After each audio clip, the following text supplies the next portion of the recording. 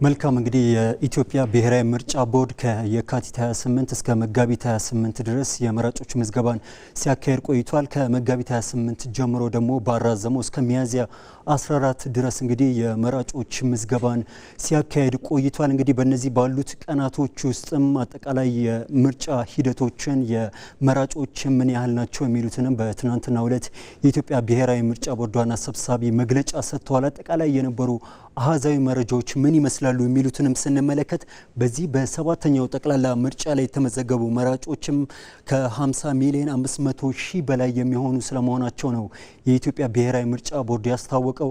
እንግዲህ አጠቃላይ ባለው ሂደቱ ይህ ቁጥር እንዴት ተብሎ ነው የተመዘገቡት የሚለው በተለያዩ አማራጮች ነው። እንግዲህ እንደሚታወቀው የዚህኛው የሰባተኛው ጠቅላላ ምርጫ በሁለት አይነት መንገድ ነው እንግዲህ ምርጫው እየተካሄደ የነበረውም ከመራጮች ምዝገባ ጋር ተያይዞ የመጀመሪያው እንግዲህ በዲጂታል አማራጭ በምርጫዬ በተሰኘው የሞባይል መተግበሪያ ከ5.5 ሚሊዮን የሚሆኑ መራጮች ናቸው በዚህ በሞባይል መተግበሪያ ላይ የተመዘገቡት። ሌሎቹ ደግሞ ቀሪዎቹ በምርጫ ጣቢያዎች 45 ሚሊዮን የሚሆኑት በወረቀት ምርጫ ካርዳቸውን እንደወሰዱ ነው እንግዲህ መረጃዎች የሚያመላክቱት። ሌሎች እንግዲህ ቀሪ አጠቃላይ ሂደቶችን ስንመለከት በዚህኛው የሰባተኛው ጠቅላላ ምርጫዎች ከሌሎቹ ለየት በሚያደርገው መልኩ የመራጮች ቁጥር ከመቼውም ጊዜ በላይ በታሪክ ከፍተኛ የሚባለውን ቁጥር ነው ያስመዘገበው።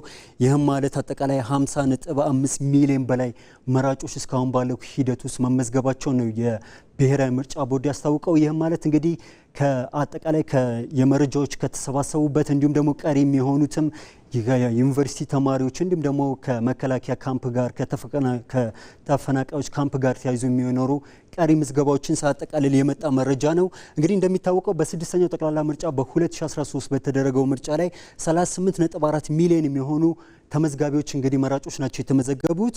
በሰባተኛው ጠቅላላ ምርጫ ደግሞ 50.5 ሚሊዮን በላይ ናቸው። ይህም ማለት ደግሞ በንጽጽር ስንመለከተው የ31 በመቶ እድገትን አሳይቷል።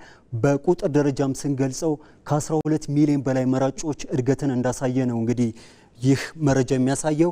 ከድርጅቶች ምዝገባ ጋር ተያይዞ 169 የሚሆኑ የሲቪል ማህበረሰብ ድርጅቶች የአጠቃላይ የትምህርት ጋር ተያይዞ ግንዛቤን ከመስጠት ጋር ተያይዞ ተመዝግበው ስራ ላይ ነው የሚገኙት። 55 የሚሆኑ የሚታዘቡ ድርጅቶችም ተመዝግበው እንግዲህ የብሔራዊ ምርጫ ቦርድ መመዝገባቸውን ያሳወቀው።